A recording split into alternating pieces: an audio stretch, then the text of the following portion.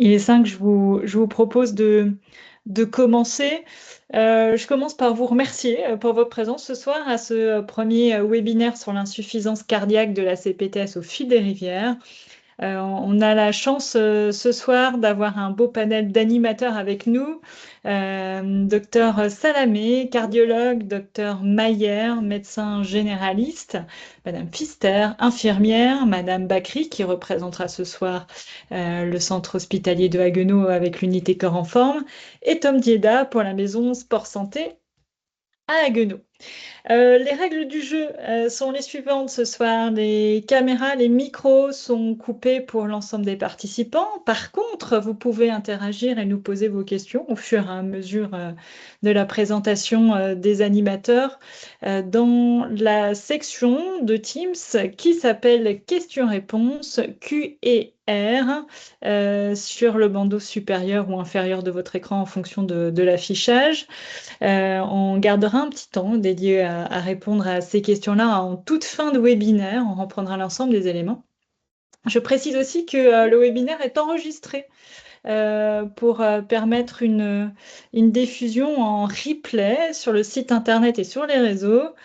Et puis, pour finir, je vous parlerai du questionnaire de satisfaction pour savoir comment vous avez vécu ce webinaire et ce que vous auriez envie de voir demain avec les professionnels CPTS au fil des rivières.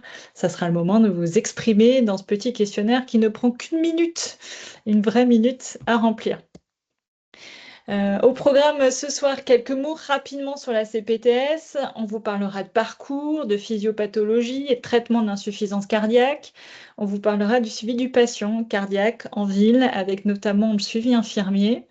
Après, on ira faire un détour du côté du centre hospitalier de Haguenau, comme je vous l'annonçais tout à l'heure, avec l'unité Cœur en Forme. Et puis pour finir, on vous parlera de la prise en charge de l'insuffisance cardiaque avec la maison Sport Santé.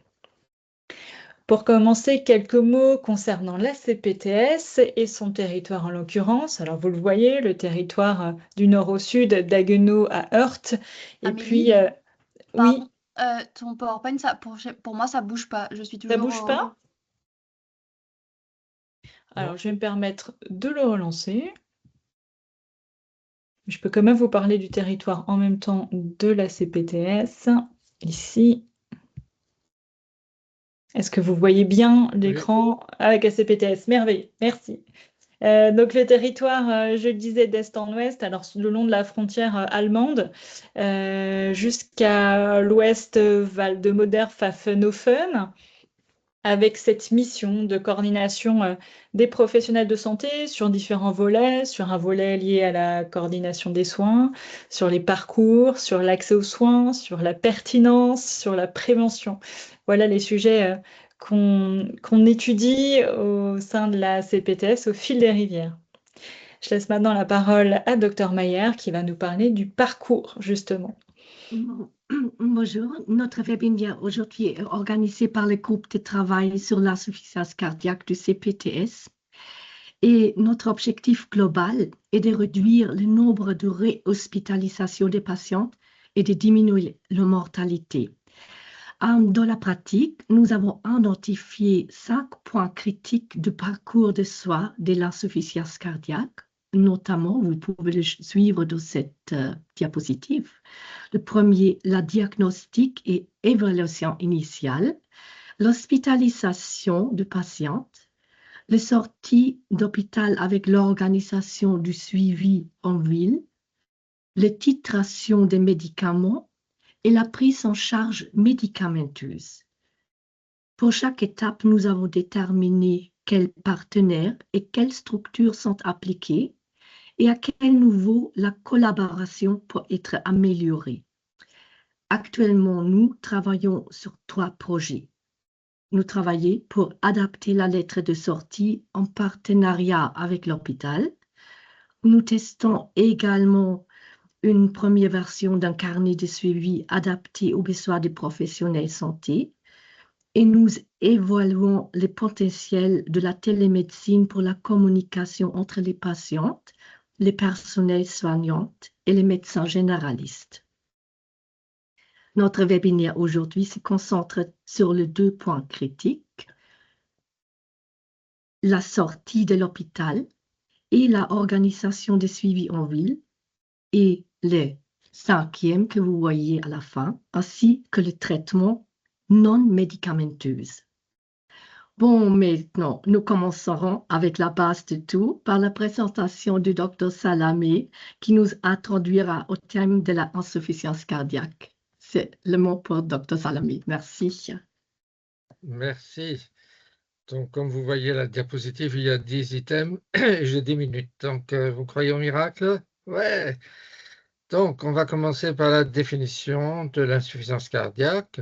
Les symptômes, on va les voir à la 2e diapositive. Donc, quand il y a ces symptômes, les médecins ou la personne qui est présente doit chercher des signes quand ils sont évidents. Parfois, il n'y en a pas. Et la définition de l'insuffisance cardiaque, c'est des symptômes qui sont causés par une anomalie de structure ou de fonction du cœur. Donc, ça peut être le cœur en lui-même ou son fonctionnement, alors que sa structure est normale.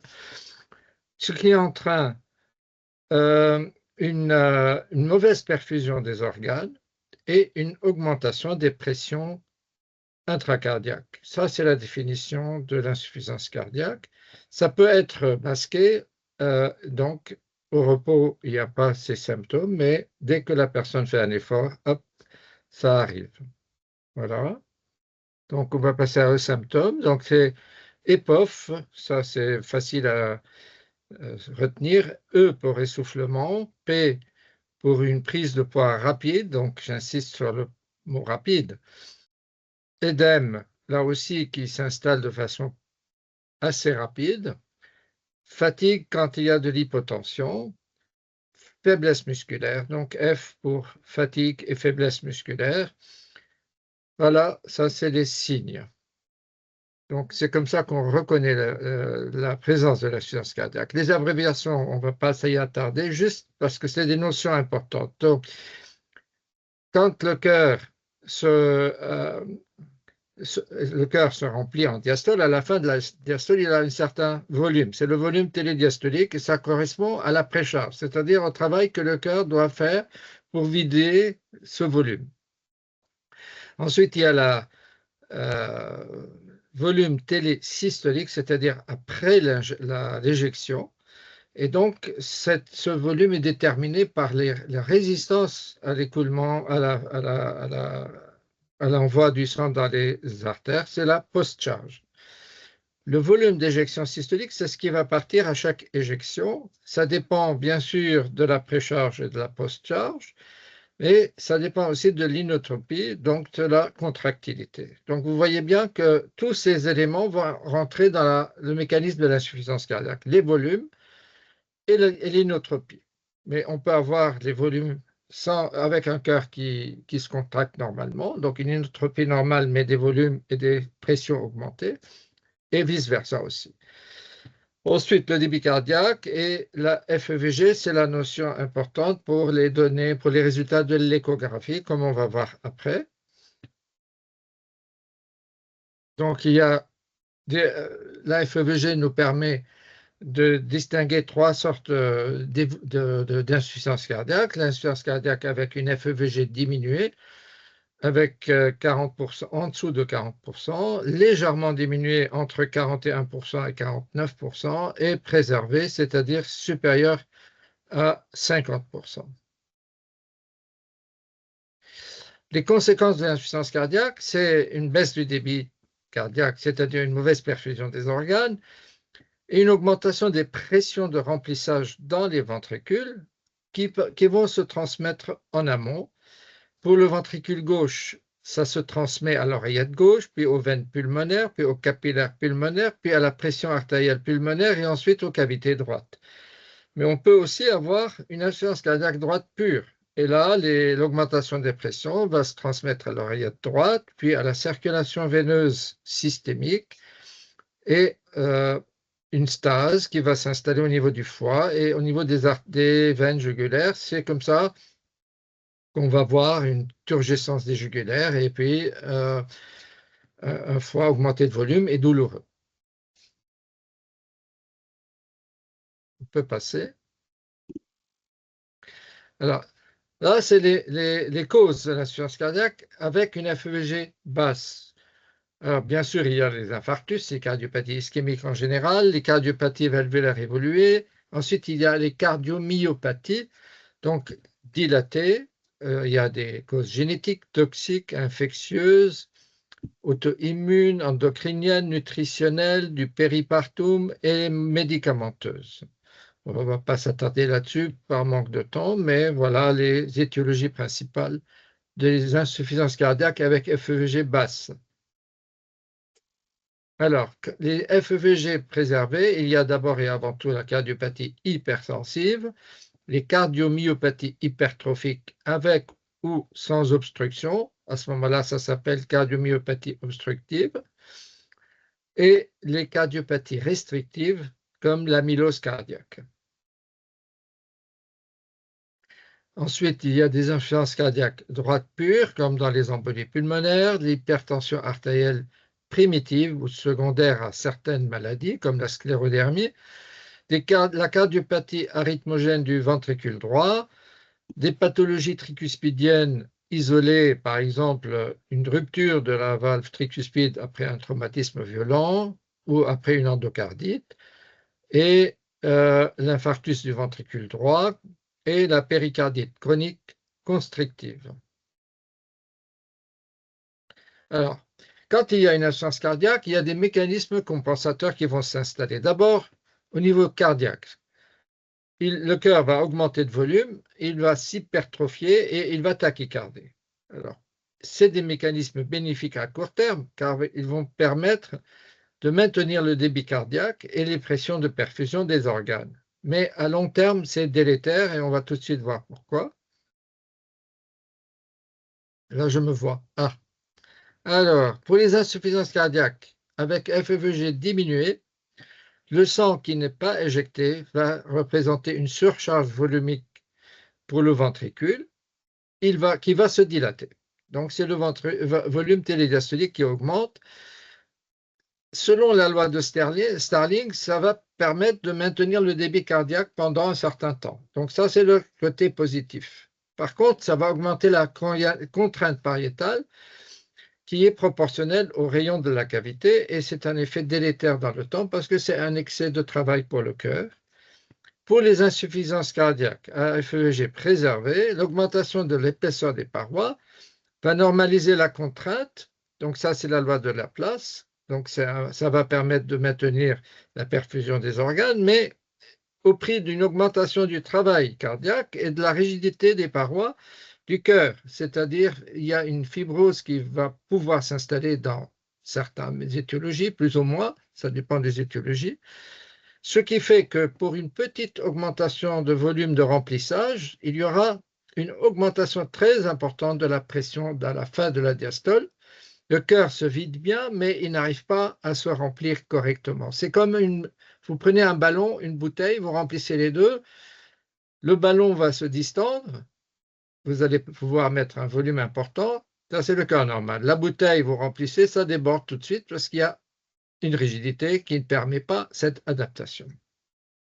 Voilà, et ça c'est le mécanisme le plus fréquent dans les cardiopathies hypertensives et la cardiopathie de la femme. Voilà.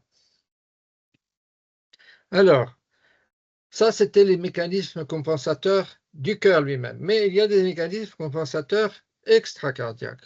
C'est par exemple l'activation des systèmes sympathiques et rénine, angiotensine, aldostérone. Alors, les effets sont bénéfiques à court terme, puisque ça va permettre de préserver pendant un certain temps la perfusion des organes, mais ça va être une augmentation du travail cardiaque, de la consommation d'oxygène, des effets pro-arythmiques et des effets toxiques directs des catécholamines sur les myocytes. Ensuite, la vasoconstriction qui va s'installer du fait de l'activation de tout ce système va contribuer bien sûr à la perfusion des organes, mais au prix d'une augmentation du travail cardiaque que le cœur doit lutter contre une post-charge plus élevée parce qu'il y a une vasoconstriction. Et tout ça, quand il y a une mauvaise perfusion des organes surtout au niveau du rein. Le mécanisme de compensation, c'est le rein, il n'est pas intelligent. Quand pour lui, il y a une diminution de l'excrétion sodée et il réagit en augmentant le volume circulant pour maintenir sa propre perfusion.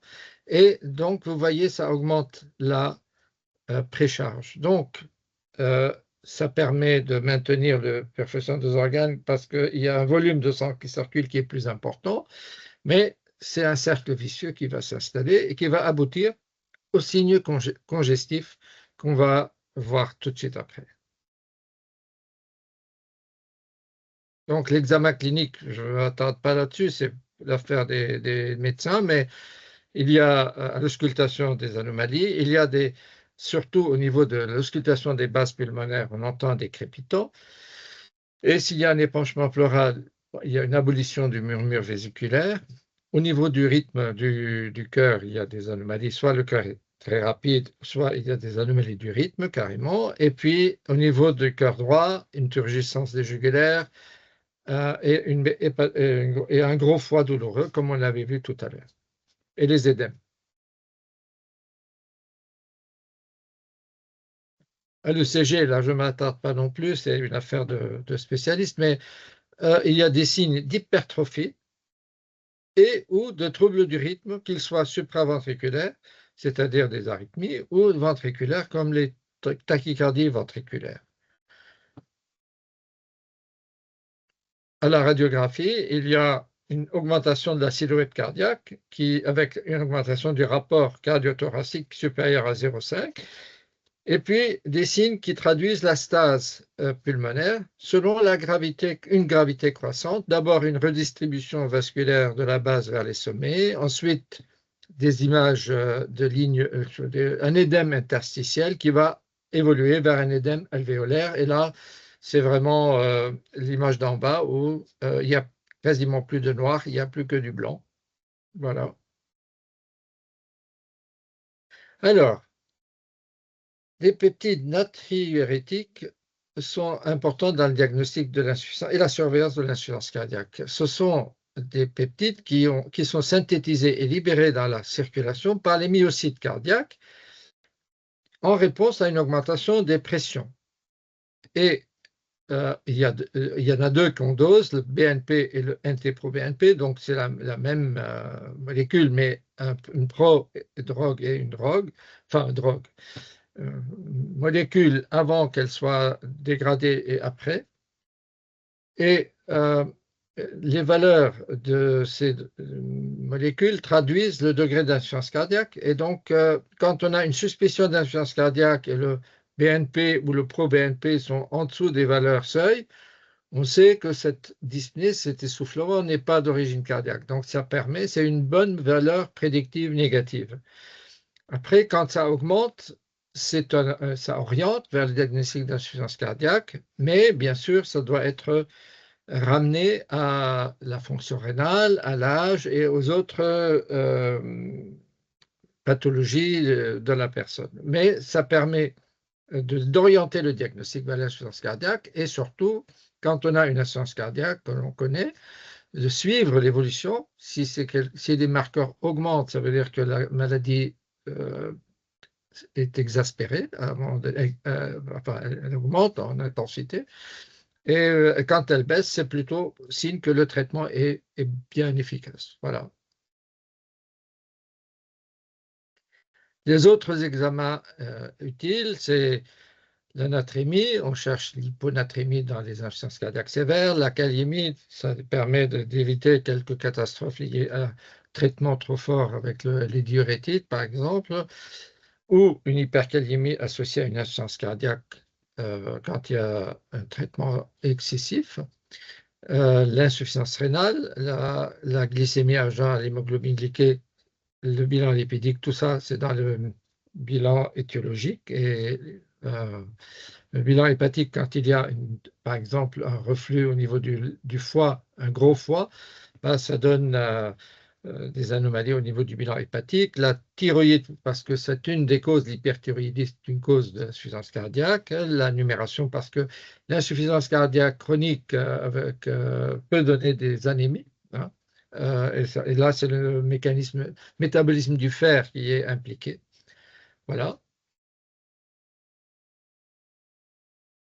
Ensuite, l'échographie, c'est bien sûr l'examen le plus facile à faire et qui donne vraiment beaucoup de renseignements sur la taille du ventricule, les diamètres des ventricules, les volumes des ventricules, l'épaisseur des parois, la fraction d'éjection, la taille et la fonction du ventricule droit, la taille de la cavité, de la veine cave, la taille des oreillettes, la recherche d'une valvulopathie causale, les pressions du remplissage du ventricule gauche et les pressions droites, et le débit cardiaque. Alors, bien sûr, je ne vais pas parler de l'IRM et des autres moyens diagnostiques qui sont là, mais qui sont déjà beaucoup plus réservés à certains cas et il faut des délais beaucoup plus longs pour les obtenir. Les traitements médicamenteux, il y a 4 classes qui sont vraiment les plus importantes. C'est les bloqueurs du système rénine-angiotensine-aldostérone. Hein, on a vu tout à l'heure le mécanisme compensateur à effet néfaste, mais là, c'est les bloqueurs de ce système. Il y a les IEC en général, les ARA2 en général. IEC, c'est inhibiteur de l'enzyme de conversion. ARA2, c'est bloqueur de l'angiotensine 2. Et l'Entresto qui associe un bloqueur de l'angiotensine 2 avec la néprilysine, qui est une enzyme impliquée dans la dégradation de ces peptides diurétiques dont on a parlé tout à l'heure. Les bêta-bloquants, c'est la deuxième classe importante, majeure. C'est à introduire en commençant par des doses très faibles et en augmentant très progressivement parce que c'est un effet inotrope négatif. Les anti-inotropes négatifs, ça veut dire que ça diminution de la contractilité du ventricule gauche, mais c'est un effet bénéfique à long terme. Hein. Les anti-aldostérones, qui sont des diurétiques spécifiques, qui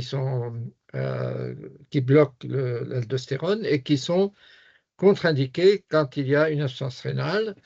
Les SGLT2 ou dites glyphosine, c'est des médicaments qui avaient été développés au départ pour traiter le diabète et qui se sont avérés d'excellents anti-insuffisance cardiaque et protecteurs des reins. Ensuite, les autres classes, on n'a pas beaucoup de temps, ce n'est pas les plus importantes, c'est des traitements qu'on utilise en fonction de la situation. Par exemple, les diurétiques, c'est quand il y a des signes congestifs importants. Et dès que ces signes congestifs diminuent, on va essayer de les diminuer aussi, voire même de les arrêter. La digoxine dans un cas très particulier, les dérivés nitrés quand on est dans une situation où malgré tout, on a encore des gens essoufflés, par exemple, ça peut les aider dans la vie de tous les jours. Les principales molécules figurent sur cette diapo et on va terminer avec la suivante. Merci pour votre attention. Et dorénavant, vous ne pouvez pas dire si votre mari, ça va mon cœur, vous ne pouvez pas lui dire je ne suis pas cardiologue, vous savez tout sur l'insuffisance cardiaque. Merci pour cette présentation très intéressante, Dr. Salamé, qui nous a une fois de nouvelle montré la complexité de la physiopathologie de l'insuffisance cardiaque. Mon message clé pour nous en ville, la prise en charge des patientes est plutôt simple. Je vous répète maintenant, il faut observer les 4 signes EPOF. Dr. Salamé a bien expliqué. Il faut demander, notre patiente est-il essoufflée? Observons-nous une prise de poids rapide? A-t-il des édèmes? Se plaint-il d'une fatigue inhabituelle? Et nous devons également observer les 4 principes EPON. Notre patiente reste-t-il physiquement actif? Mesure-t-il régulièrement son poids? Prend-il régulièrement ses médicaments?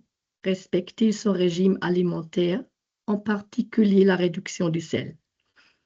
Je pense, Madame Pfister, IDE, va maintenant nous expliquer comment cette prise en charge du patient se déroule en ville après la sortie d'hôpital.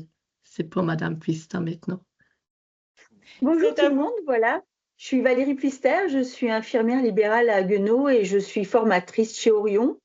Donc, je forme dans toute la France et je suis aussi hypnothérapeute. Voilà, ça c'est un petit peu juste pour me présenter. Donc, moi, je vais vous dire un petit peu ce qu'on fait en tant qu'infirmière, les enjeux qui suivent surtout pour l'infirmier et quels sont les suivis à la sortie de l'hôpital. Donc, c'est les soins, le maintien à domicile et éviter les rechutes et les réhospitalisations et surtout la prévention qui est un point très important chez nous. Et donc, s'il y a un suivi après l'hôpital, il faut savoir qu'on aimerait mettre en place avec tout ça un carnet de suivi et on a déjà fait des prémices avec la CPTS et puis le docteur Mayer, elle m'a bien gentiment tout remis et c'est vraiment pas mal du tout. En fait, c'est vraiment le maintien à domicile, c'est le point clé. Ensuite, il faut préserver l'autonomie du patient, améliorer la qualité de vie aussi et diminuer le risque de décompensation en pouvant voir, observer et aider le patient à domicile. Voilà, et on essaye surtout d'éviter la réhospitalisation et le maintien au mieux à domicile. Voilà, la prochaine. Voilà, donc l'outil santé, donc c'est la télémédecine via Odys, qui est un acte médical qui est réalisé à distance par un moyen d'un dispositif utilisant les technologies de l'information et de la communication.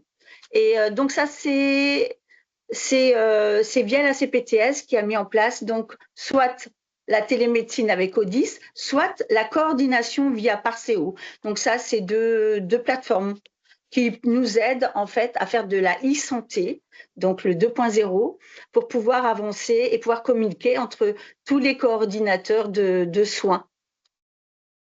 Alors, donc le rôle de l'infirmière, c'est très important. Donc au départ, vous allez avoir le carnet de suivi. Dans le carnet de suivi, bien sûr, vous allez relater donc le nom, prénom, la date de naissance, le numéro de sécu, l'adresse, le numéro de téléphone, les diagnostics aussi qui sont faits par le cardiologue qui l'a vu à l'hôpital. Ensuite, vous allez mettre les comorbidités qui sont reliées à cette pathologie, qui sont souvent assez importantes et qui créent aussi des liens pour après les effets attendus indésirables des médicaments.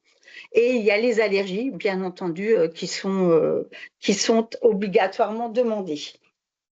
Voilà, donc notre rôle, c'est de détecter précocement toute décompensation, surveiller le poids. Donc, docteur Salamé l'a bien dit avant, donc je ne fais que redire la même chose que docteur Salamé, mais en plus IDE. Voilà. Après, vous avez le contrôle de la tension, la surveillance de la fréquence cardiaque, l'évolution des dyspnées au repos et à l'effort, et l'orthopnée, bien sûr, quand le patient ne peut dormir que assis et qui a des difficultés à respirer. Ensuite, vous avez les œdèmes des membres, donc ce que disait avant docteur Salamé, donc les œdèmes quand il y a une insuffisance cardiaque droite, avec les œdèmes des membres supérieurs et inférieurs. Ensuite, vous avez la fatigue qui est très importante, la toux, la saturation, et la diurèse si besoin. Souvent, les diurèses, ils les font à l'hôpital, mais de temps en temps, ils les demandent aussi à domicile. Donc, si jamais c'est sur la prescription médicale, il est obligatoire de la vérifier et bien sûr de la mettre dans notre dossier de soins sécurisé, comme c'est demandé par le RGPD. Voilà, la prochaine. Donc, bien sûr, on va bien relater et relire la lettre de sortie en espérant qu'elle soit bien faite. Donc, ça aussi, je parle aux infirmières libérales. Vous savez que des fois, c'est difficile d'en avoir une qui est bien faite et où il y a bien tout dessus. Donc là, vous regardez si vous avez bien le diagnostic. L'ordonnance médicamenteuse, vous demandez bien au patient s'il a ses médicaments, s'il les a déjà cherchés, dans quelle pharmacie il va d'habitude, est-ce qu'il y a quelqu'un autour de lui qui peut lui ramener ou la faire venir par un pharmacien. Voilà, ça c'est votre rôle. Ensuite, vous avez à planifier les prises de sang.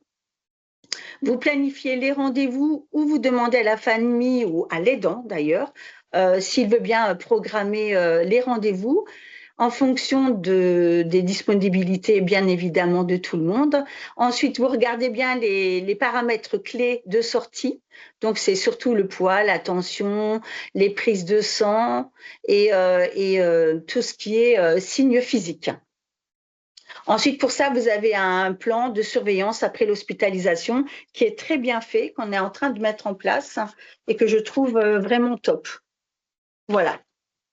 La prochaine. Donc, les surveillances post-hôpital. Donc, l'infirmière arrive en général à la sortie, puis à 7 jours, puis à 15 jours, sauf s'il y a une prescription spécifique. Et 2-3 jours après la sortie, vous vérifiez bien la compliance de la thérapeutique.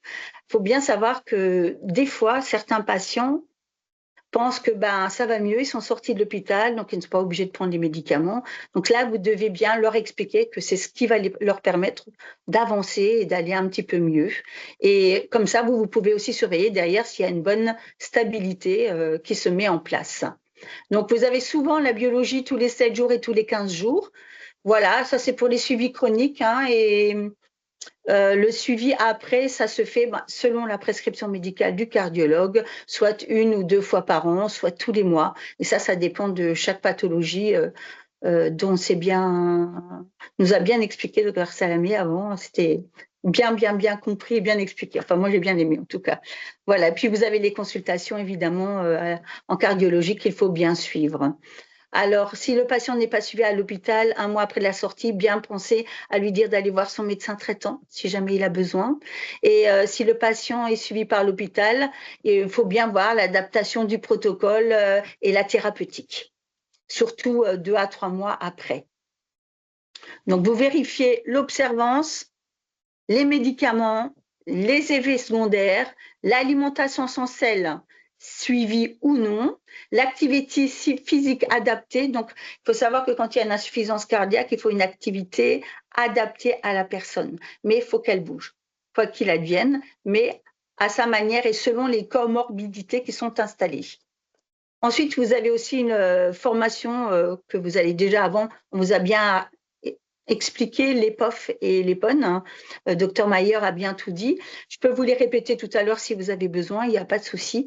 Donc, voir la formation, donc les signes d'alerte, le traitement et l'urgence. Est-ce que c'est une urgence ou non? Est-ce qu'on appelle ou non? Et ça, je vous le montrerai un petit peu dans les prochains diapos.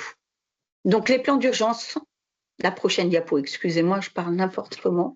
Donc, vous allez vérifier s'il est essoufflé, s'il a pris 2 kilos en 3 jours, s'il a des œdèmes, s'il a une fatigue, si la miction baisse, si le pouls est irrégulier ou filant, s'il a des douleurs thoraciques, des étourdissements, au changement de position aussi d'ailleurs, et de l'inappétence ou de l'inactivité. En cas d'urgence ou en cas de difficulté respiratoire, vous appelez le 15.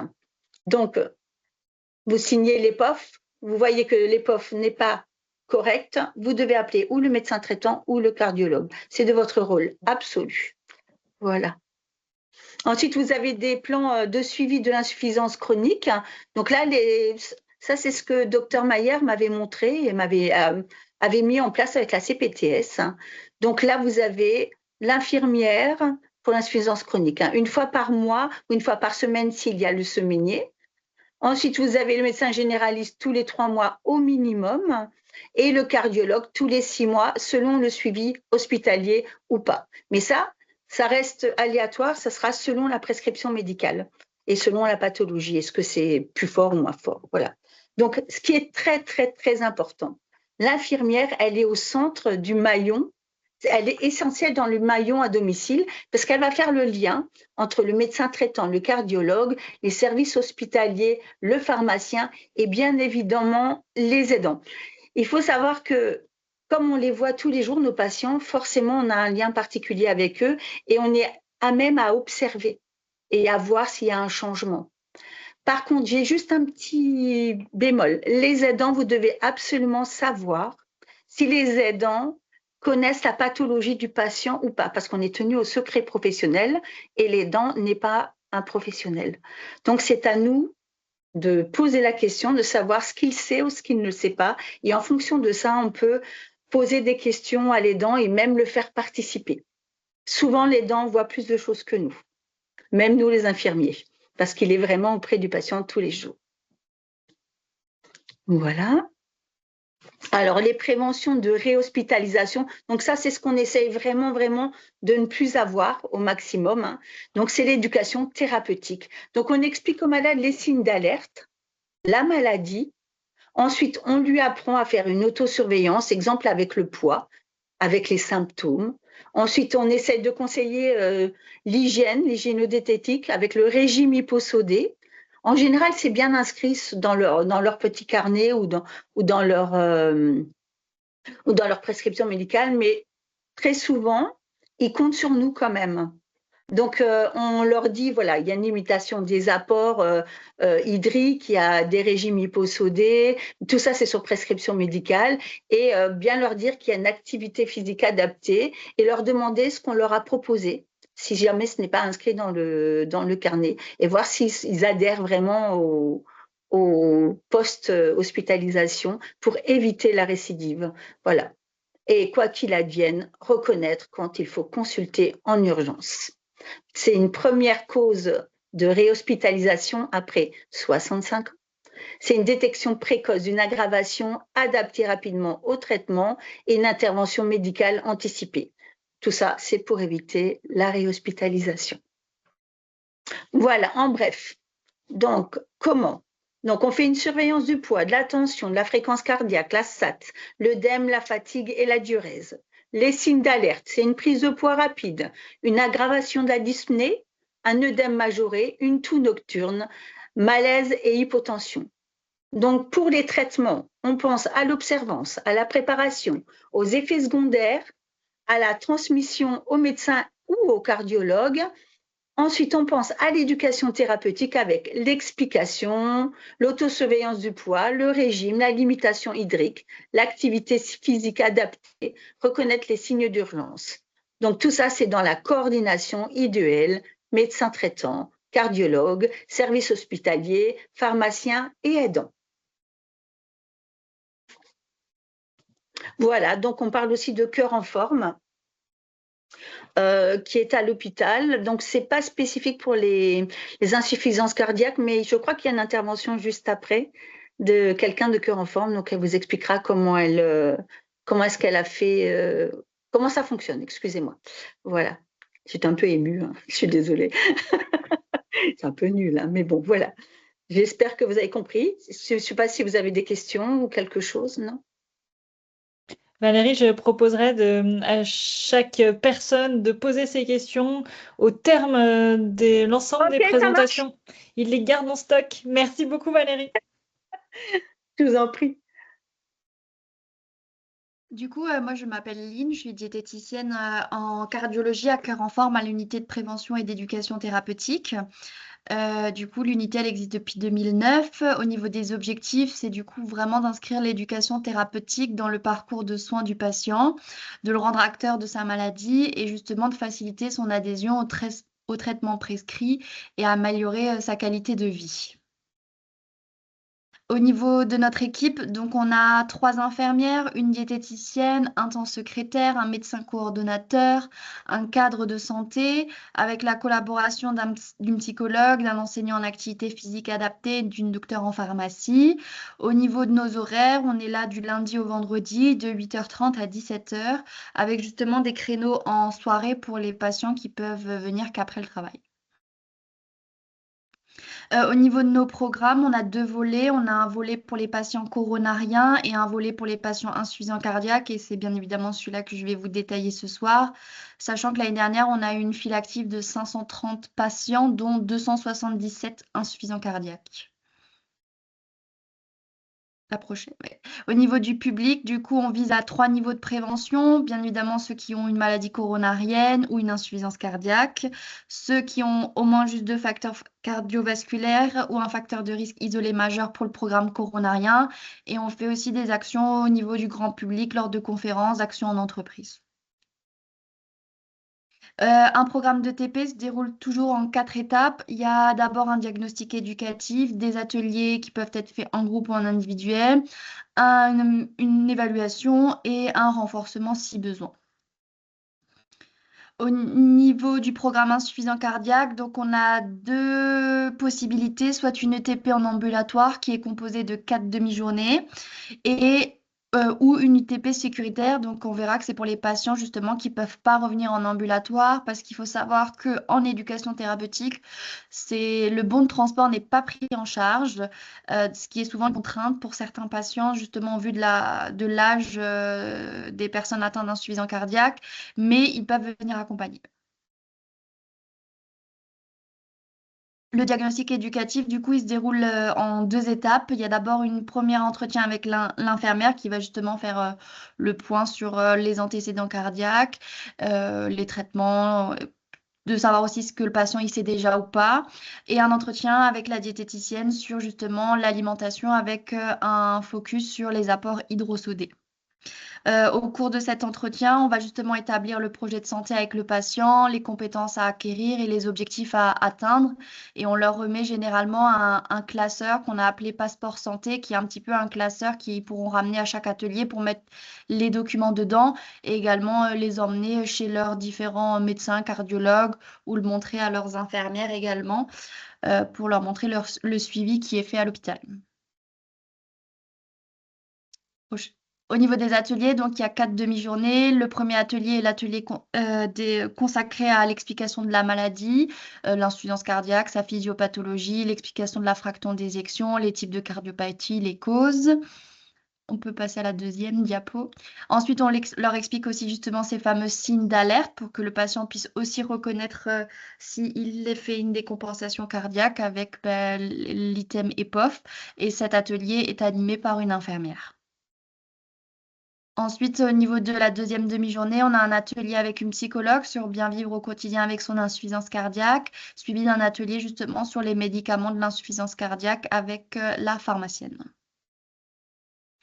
Pour la demi-journée C, donc il y a un atelier sur la restriction hydrosodée. On va leur expliquer le rôle du sel, leur expliquer les aliments qui sont riches ou pauvres en sel, les équivalences. On va également aussi parler de la quantité de liquide. Donc ça, c'est fait par la diététicienne. Et ensuite, on a un atelier co-animé infirmière diététicienne sur la vie quotidienne, les voyages, la conduite et plein d'autres choses. Pour la dernière demi-journée D, du coup, c'est un atelier sur l'activité physique avec une partie théorie et une partie pratique réalisée par notre enseignant en activité physique adaptée. Suite à cet atelier, on fait l'évaluation des compétences avec une partie par l'infirmière et une partie par la diététicienne. L'évaluation, donc comme dit, le but, c'est de faire un petit peu le point sur les différents ateliers auxquels le patient a participé et en fonction du coup des objectifs qui avaient été initialement fixés, de voir un petit peu où il en est. Est-ce qu'il y a eu des changements au niveau de son alimentation, par exemple, ou d'autres choses, ou si justement il y a encore des choses qui sont un peu difficiles. Donc, soit on le fait à la dernière demi-journée ou pour les personnes qui ont fait que le programme sécuritaire, on peut le faire également par téléphone. Au niveau du renforcement, en fait, suite à l'évaluation, si on estime que le patient souhaite encore un suivi pour approfondir ou pour se sentir rassuré, on peut justement leur proposer un suivi. Concernant le TPU sécuritaire, donc c'est une TP qu'on fait pendant leur hospitalisation, vraiment pour les patients qui ne peuvent pas du tout revenir et dont c'est important de leur expliquer au moins la maladie et les signes à identifier, leur expliquer la restriction hydrosodée et après, bien évidemment, selon l'état cognitif du patient, on peut aborder d'autres thèmes comme les médicaments ou d'autres points. Du coup, pour prendre rendez-vous, finalement, tout le monde peut prendre rendez-vous par téléphone avec le numéro du secrétariat qui est ouvert de 13h à 17h ou par courriel à cœurenforme@ch-du6agono.fr. Je voulais juste encore ajouter qu'il faut savoir qu'à la suite du diagnostic, on envoie un courrier d'inclusion au médecin traitant et au cardiologue comme quoi le patient a intégré notre programme. Et à la suite de l'évaluation, il y aura un courrier de synthèse qui est adressé également aux médecins traitants et aux cardiologues pour leur faire part de un petit peu tout ce qui s'est passé chez nous au niveau du suivi. Donc voilà.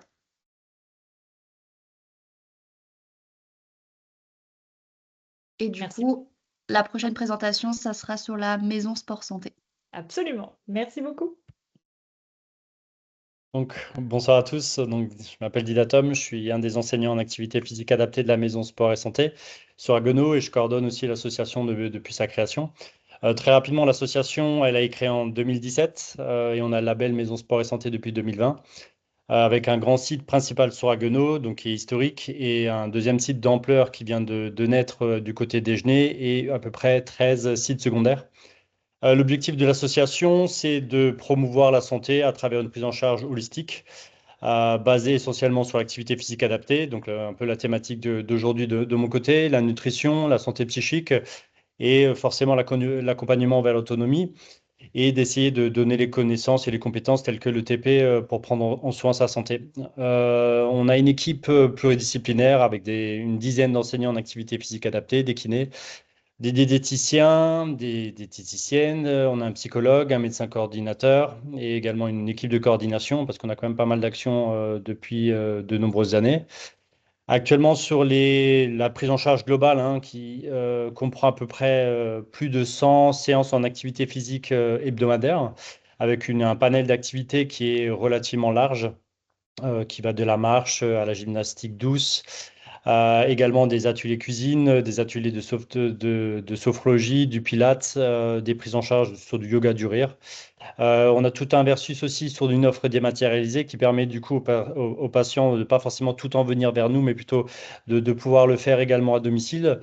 Une grosse partie de nos prises en charge se situe sur des parcours qui sont déjà identifiés, tels que Prescrimove. On a aussi un programme d'éducation thérapeutique du patient qui est beaucoup plus spécifique sur le sommeil, mais sur lequel on aborde quand même pas mal de données intéressantes pour la pathologie, voilà, enfin, sur l'insuffisance cardiaque.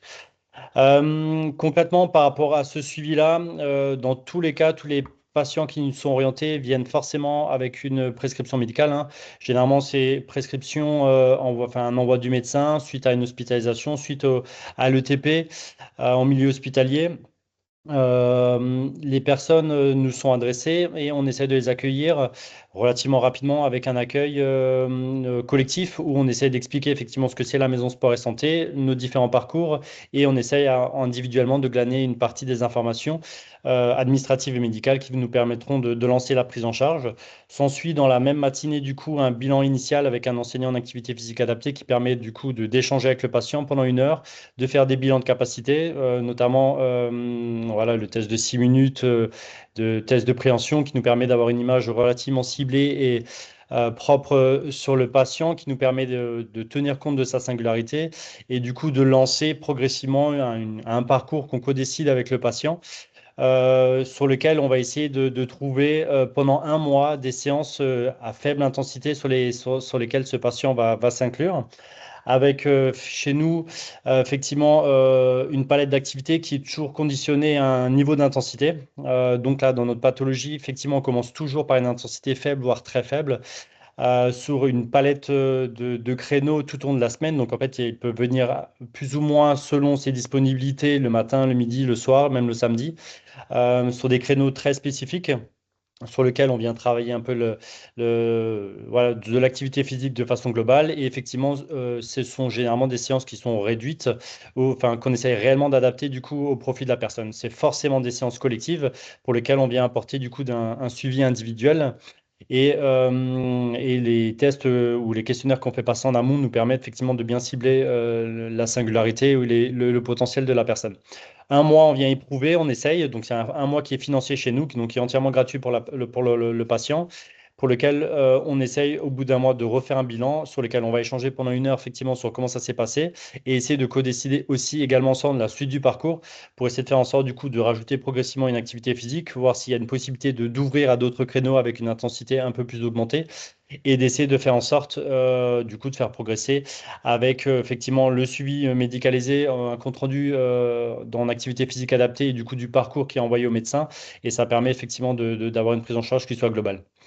Une nouveauté de notre côté sur le site Déjeuner, c'est qu'on a ouvert effectivement un plateau de réentraînement à l'effort. donc avec effectivement des machines, des rameurs, des ergocycles et un programme de réentraînement à l'effort sur 12 séances, a priori sur un mois, également sur prescription médicale avec un financement CPTS, qui nous permettra effectivement de remettre du réentraînement à l'effort pour les personnes qui représentent un fort déconditionnement à l'effort. Et également, du coup, aussi quelque chose d'intéressant, on vient d'acquérir une nouvelle machine, une Alter-G, qui nous permet effectivement de proposer aux personnes qui sont en mobilité très réduite ou avoir avec une dyspnée forte, de venir travailler sur une machine sur laquelle on va enlever une partie de sa gravité et du coup qui va réellement faciliter du coup la mise en mouvement de ce public. Donc encore une fois, c'est essayer de renforcer ce parcours individualisé, le faire de façon progressive et sécurisée, et d'essayer de faire des points régulièrement avec le patient pour essayer de constamment adapter et tenir compte aussi de la forme du moment. Voilà pour la maison sport et santé. Merci à tous les intervenants. Si vous avez des questions à leur poser, je vous invite à les écrire dans la section questions-réponses du webinaire.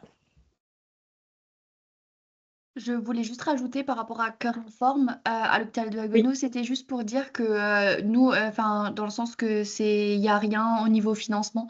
Le TP, c'est quelque chose qui est financé de notre côté par l'ARS, mais au niveau du patient, on ne demande pas de financement.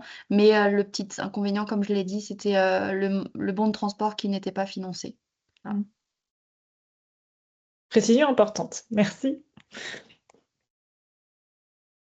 Y a-t-il des questions?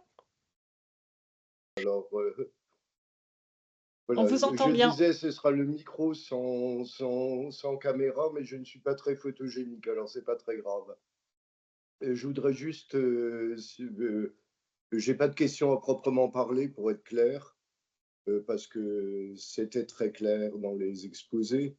Je voudrais saluer et remercier les différents orateurs et aussi les féliciter pour le timing qui a été parfaitement respecté puisqu'il est 20h58 et c'était prévu jusqu'à 21h. Pour ceux qui ne me connaissent pas, j'ai quand même des collègues et amis qui ont été orateurs ce soir. Je suis un ex de beaucoup de choses, mais un ex-cardiologue interventionnel et dans le cadre de l'hôpital de Haguenau. Et je vais assurer pendant quelques temps l'intérim de ma plus jeune collègue que moi, le docteur Charlotte Dagrena, qui est notre princesse du thème qui a été évoqué ce soir sur l'insuffisance cardiaque, thème sur lequel j'ai moins de prétentions. Mais enfin, je suis dans d'autres choses, comme par exemple le parcours patient au niveau de la commission permanente de la Fédération hospitalière de France. Donc, j'aurai sans doute le plaisir de vous retrouver et je vous souhaite à tous une bonne soirée. À la place, comme je ne fais quasiment qu'un repas par jour, à la place de regarder LCI en mangeant, ce soir, je vous ai écouté avec beaucoup d'intérêt. Voilà, merci à vous. Merci. Merci On a une question, on a une demande de précision plus précisément. Le docteur Vogel est très critique sur la digoxine. Est-ce que quelqu'un veut discuter ça?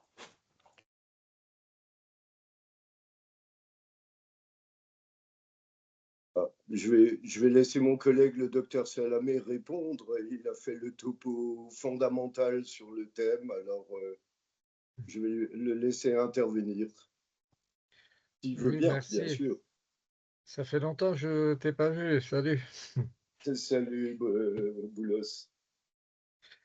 Alors pour la digoxine, alors j'hésitais avant de la citer, hein, parce que c'est pas un traitement, c'est pas un des traitements les plus importants, hein. Elle est vraiment réservée au cas de l'arythmie de l'ACFA, quoi, de l'arythmie complète par fibrillation auriculaire.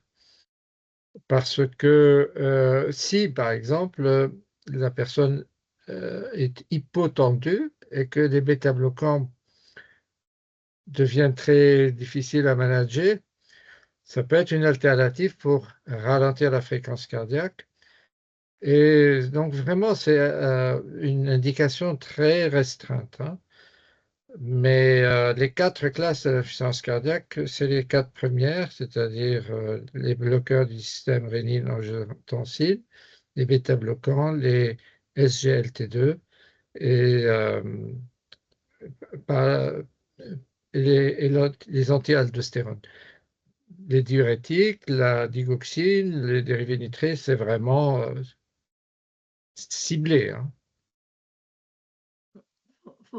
Faut dire que c'est une petite anecdote de ma vie de médecin. Pendant les plus que 30 ans que je travaille en médecine, surtout aussi cardiologie, les traitements ont largement changé.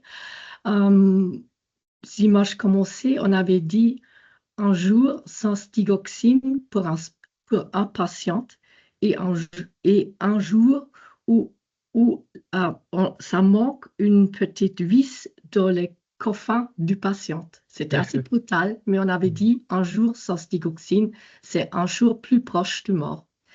Mais personne n'utilise plus pour des cas simples aujourd'hui. Je pense suite à son toxicité, hein, c'est une toxicité assez costaud pour tous les deux qu'on a appris. Et les mêmes choses que j'ai eues à l'époque, on a donné toujours aux patients. Tous mes patients, ils ont eu vraiment au minimum 2 isoquettes nitrites, plutôt de longue durée aussi. Et chaque patiente a eu son spray de nitrate dans la poche et ça ne va plus. Euh, Est-ce que vous utilisez toujours le nitro ou qu'est-ce qu'on peut dire suite à ça? Les dérivés nitrés, Oui. alors, dans la plupart des cas, on est très gêné dans l'insuffisance cardiaque à cause de la tension qui est basse. Donc, rajouter le dérivé nitré dans ces conditions, ça peut être mal supporté. Dans la mesure où la personne reste symptomatique malgré les 4 classes et que la tension n'est pas trop basse, ça peut être une aide, mais c'est vraiment pas du tout le traitement, hein, c'est un auxiliaire au traitement. Ça a changé complètement maintenant, oui. Oui, Et mais j'ai... quand j'ai passé l'internat, si je disais qu'il fallait mettre un bêta-bloquant dans l'insuffisance cardiaque, c'était éliminatoire, hein. C'était 0 et éliminé. Et aujourd'hui, ça fait partie des 4 classes parce que les connaissances ont évolué et aujourd'hui, on sait des choses qu'on ne savait pas à l'époque. C'est sûr que les choses vont encore changer parce qu'il y a de nouvelles classes, hein, qui vont émerger petit à petit. J'ai encore un petit mot pour Monsieur Tomdila. J'étais vraiment étonnée de votre programme pour les patients insuffisance cardiaque. Je ne savais pas que vous avez ce programme. Je trouve super.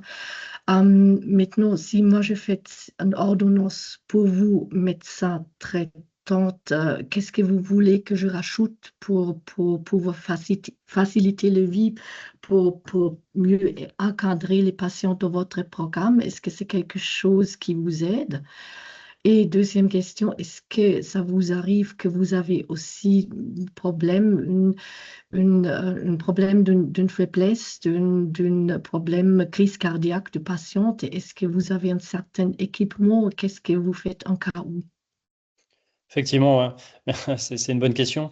On reçoit encore beaucoup de prescriptions pour lesquelles, en fait, il y a juste simplement une autorisation à la pratique en activité physique adaptée et très peu de recommandations. Donc, en fait, nous, plus on a d'informations du coup sur la prise en charge, que ce soit bêta-bloquant, traitement, comorbidité, plus nous, on arrivera à singulariser la prise en charge et du coup réellement échanger avec les patients et faire en sorte du coup d'avoir un parcours qui soit le plus sécurisant et sécurisé pour le patient et pour nous en fin de compte aussi. Et effectivement, du coup, on a pas mal de précautions avec ce genre de public, hein. C'est que effectivement, on a un défibrillateur dans l'ensemble de nos gymnases et effectivement dans notre local. Et effectivement, on essaie de réellement poser la question aux bénéficiaires, aux patients, tous les jours, avant de débuter la séance, de savoir dans quel état de forme ils sont pour essayer d'adapter. Et on n'hésite pas à mettre court à la séance ou à réduire du coup l'intensité d'exercice pour faire en sorte du coup que ça reste accessible. Et effectivement, dans tous les cas, toutes les séances restent adaptées.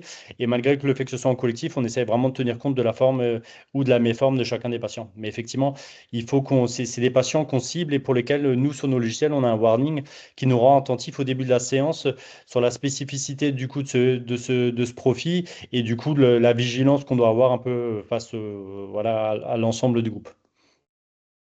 Merci.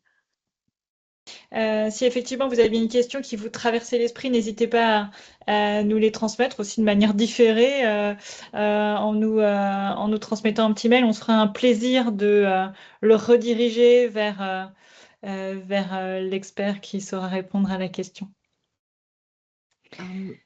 Si personne n'a pas de questions, moi j'aimerais bien de rajouter à notre groupe, on a parlé qu'on est en train de évaluer une petite carnet de suivi pour les patients insuffisance cardiaque en ville. Et en effet, nous cherchons de binômes, de couples de médecins généralistes et des infirmières qui veulent nous joindre pour tester notre cahier, pour faire un peu plus l'évaluation de tout ça. Et la même chose, c'est aussi pour les tests de téléconsultation. Là aussi, nous cherchons des docteurs, médecins généralistes, mais aussi des cardiologues qui sont prêts de faire une téléconsultation avec nous, les infirmières, médecins généralistes et les patients. Si vous avez envie, n'hésitez pas de contacter nous pour faire la suite. Merci. Je donne la parole à Amélie, peut-être. J'allais juste intervenir avec Isabella, justement, on parlait de cette téléconsultation. Alors, je donne pas mal de cours là-dessus. Donc, si quelqu'un a des questions, moi, je peux un petit peu élaborer la chose et si vous avez besoin de spécificité, vous pouvez venir vers moi ou Isabella sans problème. Oui, voilà. Nous sommes très contents aussi d'avoir une infirmière assez engagée dans notre groupe pour ça. Merci beaucoup, Isabella. Merci beaucoup. Voilà. Et puis, pour les médicaments dont on a parlé juste avant, moi, pour les infirmières, j'avais bien mis les effets attendus, effets indésirables, mais effectivement, ça prenait excessivement de temps sur notre planning d'1 heure. Donc, si vous en avez besoin, vous m'appelez juste, vous me laissez un message et je vous transmets tout ça. Voilà. Et la téléconsultation aussi, si vous avez besoin. Voilà. Bon, bah, écoutez, merci de m'avoir écouté. Merci. Si vous avez aussi besoin d'avoir une démonstration visuelle sur Audis Télémédecine et sur Parseo, vous avez aussi une vidéo qui est disponible en replay sur la chaîne YouTube. Et si vous ne trouvez pas la vidéo, faites-nous un petit message ou passez du côté du site internet. Vous aurez une rediffusion. C'est une courte vidéo, vous en avez pour une demi-heure. Pour faire concurrence aussi éventuellement à LCI. Avant de nous quitter, je vous demanderai de prendre une petite minute pour répondre au questionnaire. Alors, soit en flashant le QR code ici pour y avoir accès. Si vous ne souhaitez pas de passer par le QR code et votre téléphone, moi, je m'engage à vous l'envoyer dès demain par mail pour que vous puissiez prendre cette minute-là de manière différée. Je vous propose aussi de regarder un petit peu rapidement ce qui va se passer avec la CPTS au fil des rivières sur les prochains mois. Je vous parle de 2 événements. Le premier qui aura lieu la semaine prochaine, jeudi soir, au même horaire que ce soir. On y parlera médicaments, antibiotiques sur les infections urinaires.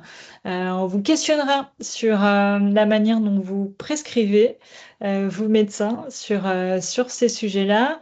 Et puis en mai, un format un petit peu différent, un ciné-débat autour des TCA, des troubles de conduite alimentaire, avec des intervenants, Dr Kriki et Madame Mathis, qui interviennent au titre de l'association que vous connaissez peut-être, qui s'appelle TCA Keso et qui est très active sur le territoire. Pour rester connecté, vous avez l'ensemble de nos réseaux ici.